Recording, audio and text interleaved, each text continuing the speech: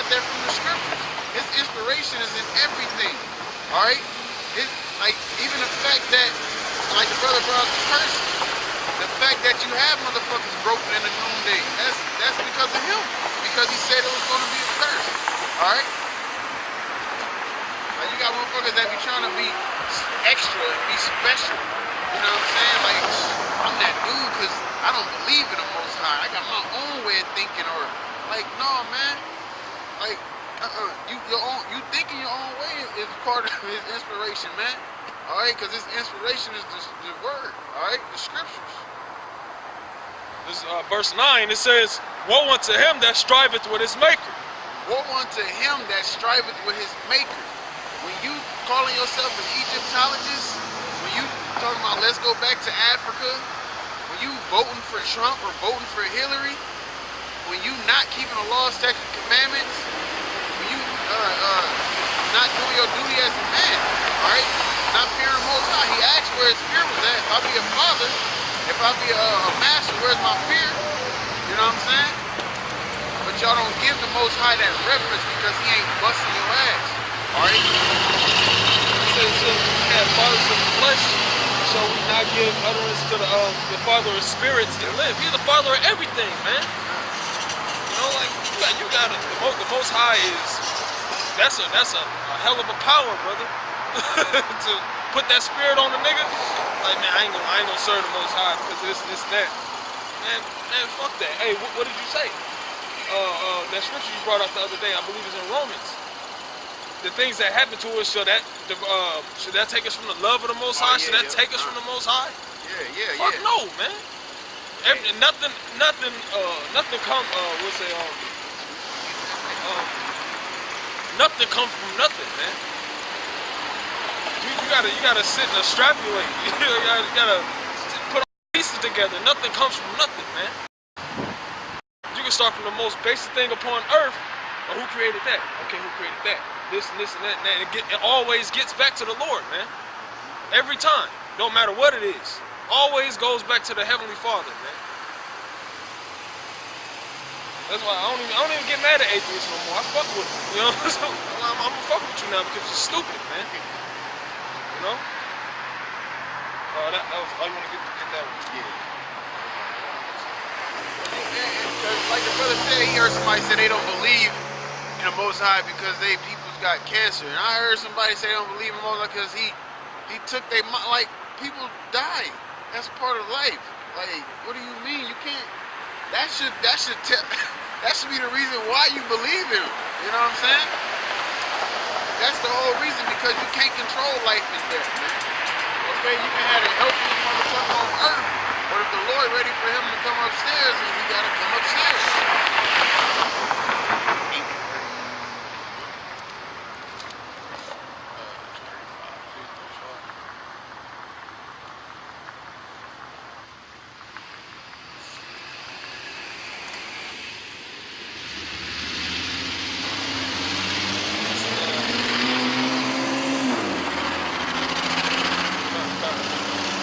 This is the book of Romans, chapter 8.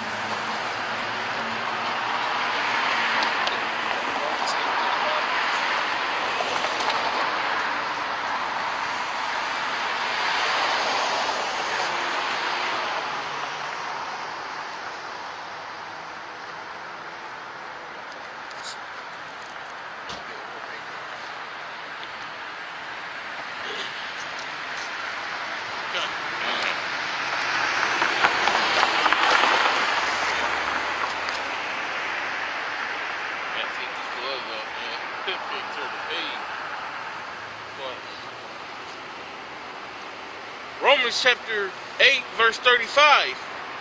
Who shall separate us from the love of Hamashiach? Yeah, who shall separate us from the love of Hamashiach, man?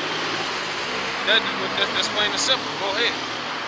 Shall tribulation, shall things going on in the world, shall the prophecies coming to pass, shall that tear us away from the Most High because we don't believe? Shall death in the family make us take us from the love of the Yahweh Shem Yahushai? Go ahead. Or distress, shall us going through these curses tear us from the love of the Most High? Just having to see our people under the curses tear us from the love of the Most High? No. Go ahead. Or persecution? Or persecution. We have to go through many things. We on the highways and byways, and we are hated. We are hated by these so-called white people. We are hated by our own people. Should that tear us away from the love of the Most High? Our own carnal families don't agree what the hell we do. You think that's gonna change our mind how we feel about the Most High? No. Or famine? Or famine? No, because there will be a famine of food. There will be a famine of the word. Is that going to tear us away from doing what we're supposed to do according to the will of the Most High? No. Or nakedness? Or nakedness. We're going to keep on pushing. Nothing is going to tear us away from the love of Yahweh Bashim Yahushai, man. When our family members die, they die for a purpose. Nobody dies innocent. Yeah. The Most High, yeah, exactly. The Most High dishes out judgment upon whom He wants to at what time He prepared for them, man. Or peril? Yeah. Or sword? Yeah, we could be faced with death, and we're not gonna change our mind. And there were many prophets in the scriptures that were persecuted and killed for the love of Yahweh Bashim Yahushai, man. It's better to die in the Lord than to die a nigga in the world. It's rather suffer for righteousness' sake than evil. That's just like we was about to say it. Verse 36, as it is written, for thy sake we are killed all the day long. We are killed all the day long, man. We are killed all the day long, man. Our people are fucked up, man. Esau, like I said, he persecutes us every day, man. We have to see these things going on, and we can't act on it how we want to according to the scriptures because we have to wait. That's persecution. That's being killed all the day long, man. We have to sit and watch Esau tear the earth up, man.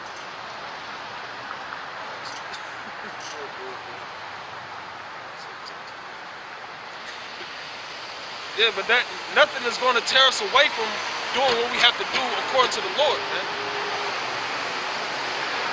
That's why our women ain't gonna get us into the kingdom. You know, our own thoughts ain't gonna get us into the kingdom. Only the Lord is gonna get us into the kingdom. So why turn from a power that he's giving you so much spiritually? Why would you turn away and say, oh well, my bills is too high. I gotta get on my grind. You know, I deal with the Lord later. That's being pulled from the love of Yahweh Bashim Yahushai, man. I gotta get these bitches. You know, whatever the case is, that's worldly. People will put that, they'll serve the creature more than the creator, man. You'll put that before the Lord.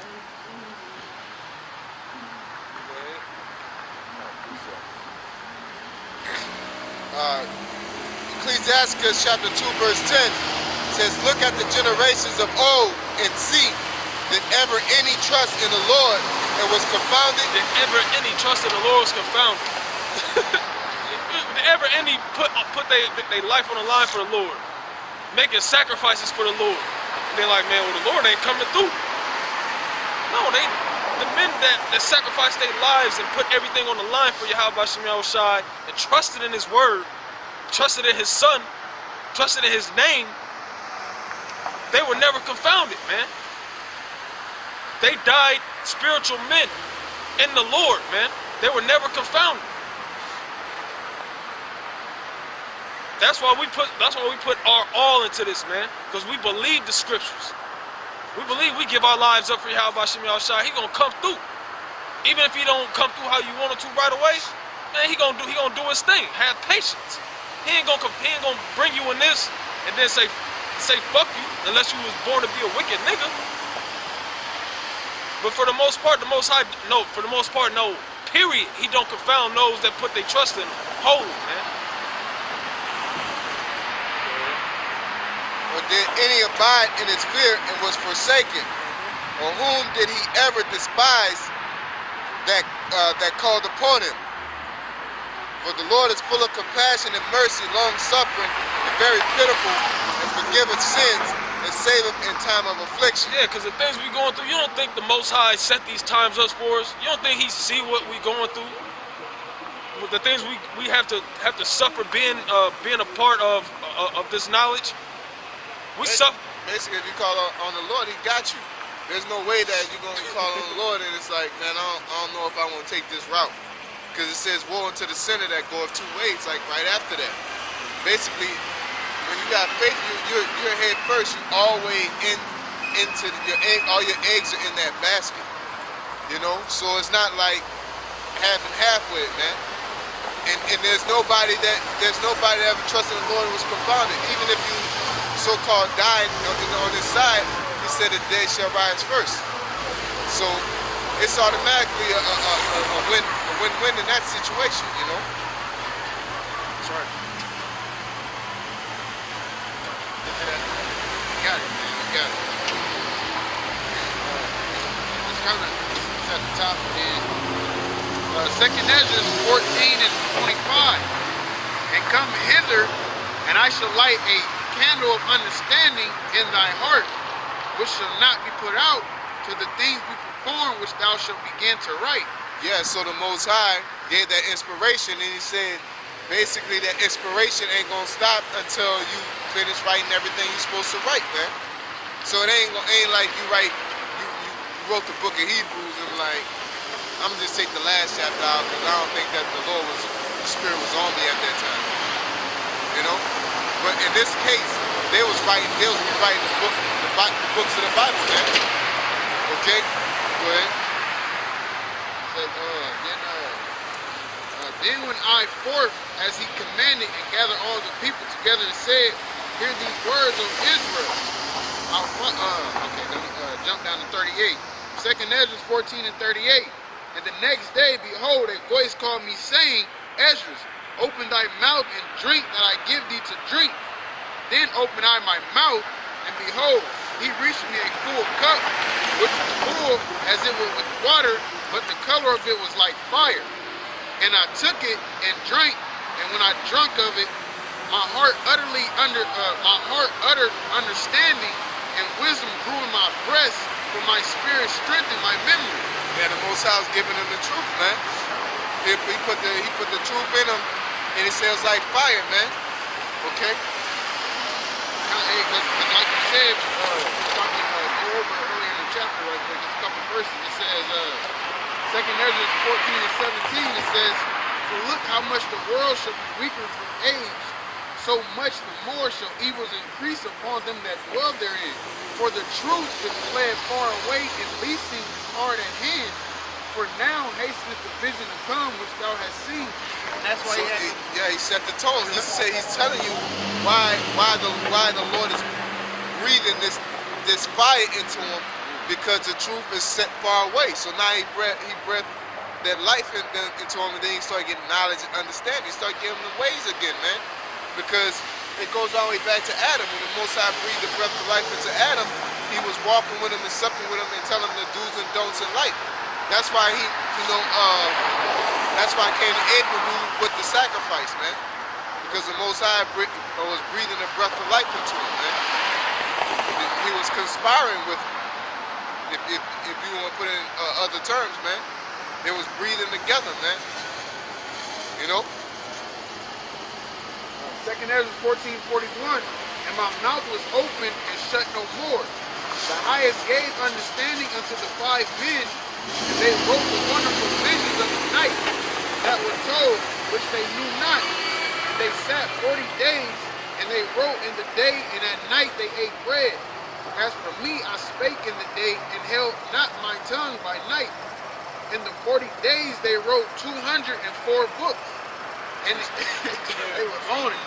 The only thing they stopped to do is eat. That's it, man. And they got right back to it, man. That's through the inspiration of the Lord, man. You know? You know how hard it is? Just you get up, you eat, and then get back with it. And you do that for 40 days. You know?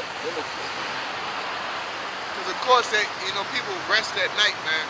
Not like in America where you gotta work overnight or work second shift and shit like that. People went to sleep at night, man. You know, over on the other side of the world, they still do that. Not in America, man. 40 days they wrote 204 books, and it came to pass when the 40 days were fulfilled that the highest spake, saying, the first that thou hast written, publish openly, that the worthy and unworthy may read it. Yeah, that's the basics. That's the basics. Thou shalt not steal. Thou shalt not kill. You know, don't eat this, eat that. You know, go ahead.